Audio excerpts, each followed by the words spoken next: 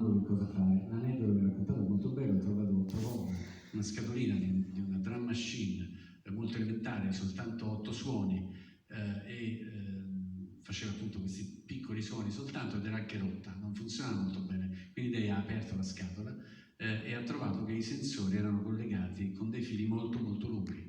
Un po' insensato, ho detto che senso aveva avere questi fili molto lunghi dentro la scatola, schiacciati e ammassati dentro, però questa cosa gli ha fatto pensare che i fili potevano essere collegati al corpo, ai vestiti, quindi che poteva fare un vestito che suonasse, quindi ha piazzato un suono vicino al cuore, un altro sulle mani, un altro sulla fronte, insomma ha fatto in modo che il suo corpo suonasse e diventasse una drum machine sfruttando questa piccola scatola che lui comprò rotta e usata per 25 centesimi.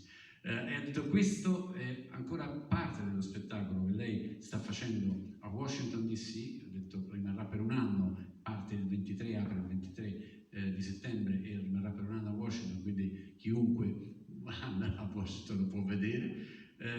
Per dire appunto che questa ricerca è una ricerca che non si è mai fermata, che la sua curiosità da scultrice, mettere le mani sulle cose, l'ha portata fino ai risultati che ha ottenuto nella vita. But I have the most obvious question, the one that I think I just made it to you many years ago, and we met, and it's impossible not to do again in a situation like this.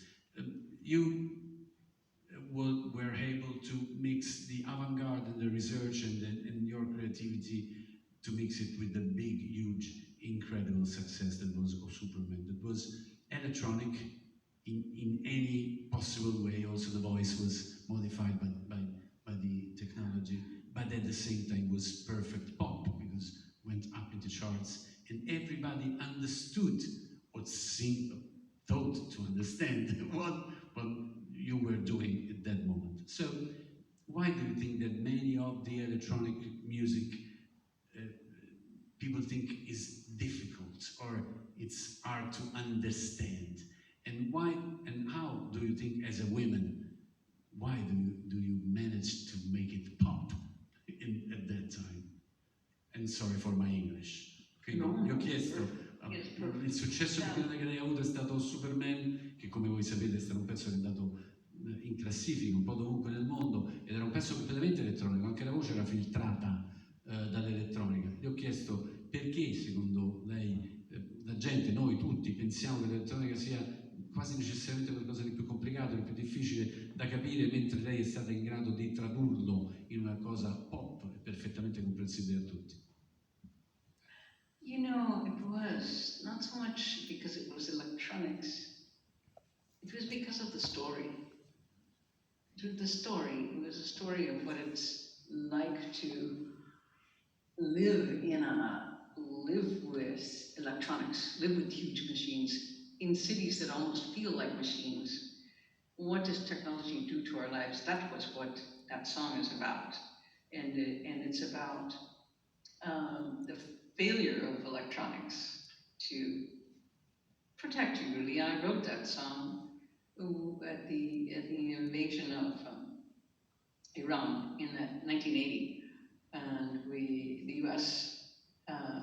was trying to go into Iran, and we came in with little big helicopters, and was like, oh yeah, we're going to show American might. So what happened was the helicopters crashed and burned in the desert, and it was a whole situation with a crazy exchange of hostages, and it was about money and people and technology and huge systems. And I think people at that time were just beginning to think, oh, we don't live so much in a town or a city as in a huge system of some kind. And what is that system? How do I fit? What is the role of the individual in that system? And now, 40 years later, almost half a century later, we begin to see what it's like to be an individual in a huge computational world that is more and more abstract. So this song used abstractions It used abstractions like a lot of slogans, you know, it had very few things in it. It had abstraction and it was a prayer, really. It was directed to some entities that we don't understand, to power. What it asks, what is power? It also says, this can fail you. It is not going to necessarily support you. So in the last 40 years, we've seen many, many attempts to create an electronic utopia of, all machines are going to do this, they're going to do that, they're going to make our lives so much better, easier, sweeter, when in fact, as we see, it is not like that. I'll try to translate it at my best.